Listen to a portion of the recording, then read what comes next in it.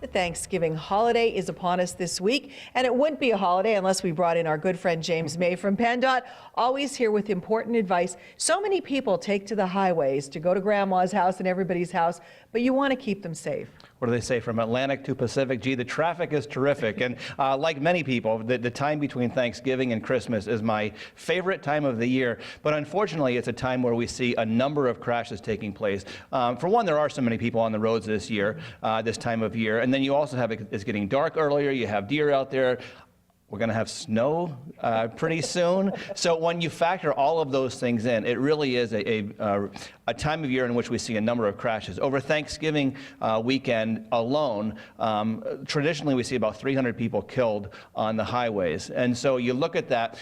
I think the saddest number in that is that about half of those people who were killed were not wearing their seatbelt.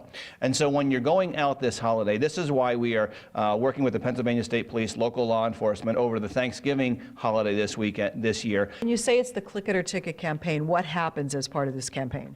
Well, law enforcement will be out, and they are actively working and looking toward people. There will be more law enforcement who are out working this weekend. The other aspect of it, quite frankly, is what we do is come on your show and talk about the importance of buckling up and just reminding people of, you look at that stat again, 50% of those who were killed last Thanksgiving holiday were not wearing their seatbelt. And in addition to buckling up, you should take breaks while you're traveling. And so great organizations are out there to make these breaks possible. So you got free coffee breaks. You do have free coffee breaks. These are one of the things we do every year, and we find it to be a huge success for the public, because you can stop and you'll see signs along the interstate that say free coffee ahead. And these are sponsored by your local Little League groups, and these are all local organizations. So you might pull in there and see your son's Little League team, or the fire company, the local volunteer fire company, church groups.